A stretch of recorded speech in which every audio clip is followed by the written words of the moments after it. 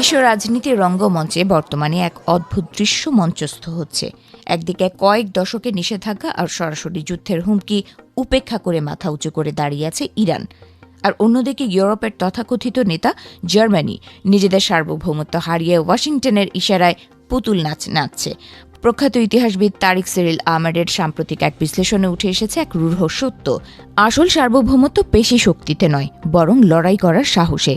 আন্তর্জাতিক আইনের জটিল মার প্যাচে না গিয়ে সহজ ভাষায় বললে সার্বভৌমত্ব মানে নিজের ঘর নিজে সামলানো আর বাইরের আঘাত প্রতিহত করার ক্ষমতা। এই মাপকাঠিতে ইরান আজ উত্তীর্ণ। আমেরিকা ও ইসরায়েলের সম্মিলিত সামরিক ও অর্থনৈতিক অতর্কিত আক্রমণকে ব্যর্থ করে দিয়ে তেহরান প্রমাণ করেছে তারা কারোর আজ্ঞাবহ নয়। অথচ জার্মানি, তারা নিজেদের লর্ড স্ট্রিম পাইপলাইনের মতো অতি গুরুত্বপূর্ণ অবকাঠামো রক্ষা করতেও ব্যর্থ হয়েছে। জার্মান চ্যান্সেলর ফ্রিডরিখ মের্জ এখন ইতিহাসের সবচেয়ে কঠিন সময় পার করছেন। এককালে আমেরিকার প্রতি নতজানু নীতি গ্রহণ করলেও এখন তিনি খোদ ডোনাল্ড ট্রাম্পের তোপের মুখে।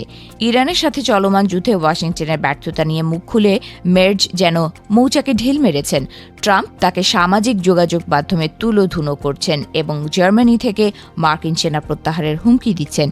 একসময়ের মিত্র এখন একে অপরের দিকে বিষেধগার করছে।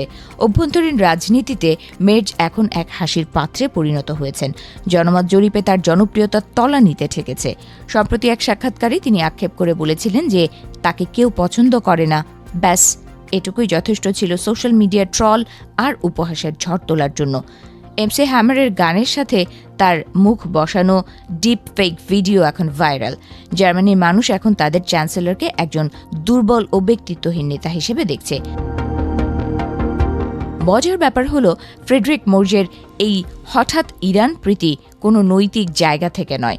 গত গ্রীষ্মেও তিনি ইরানের ওপর ইসরায়েলি হামলায় উল্লাস করেছিলেন।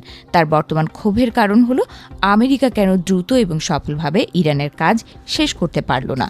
পরাজিতের পাশে দাঁড়াতে কারোরই ভালো লাগে না, আর মের্জ তার ব্যতিক্রম নন। তার এই দ্বিচারিতা এখন তার নিজের দল সিডিইউ এর ভেতরে বিদ্রোহের আগুন জ্বালিয়ে দিয়েছে। ইরান হয়তো ঘুণাক্ষরেও ভাবেনি যে তাদের প্রতিরোধ বার্লিনের ক্ষমতার মসনদ নাড়িয়ে দেবে।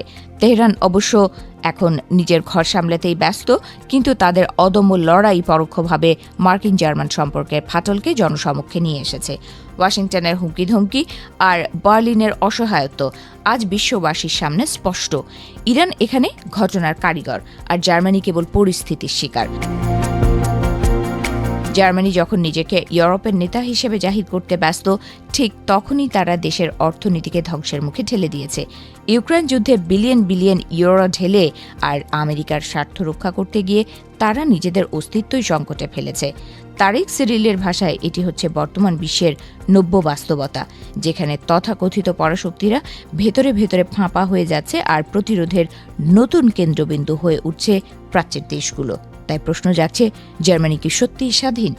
যখন একটি দেশের চ্যান্সেলরকে বিদেশের প্রেসিডেন্টের কাছে জবাবদিহি করতে হয় এবং দেশের মানুষ রাস্তায় তাকে দেখে হাসাহাসি করে, তখন সার্বভৌমত্বের মুখোশটি খসে পড়ে। ইরান প্রমাণ করেছে তারা নিজের ভাগ্য নিজেই গড়ে, আর জার্মানি প্রমাণ করছে তারা কেবল আদেশ মানতেই জানে।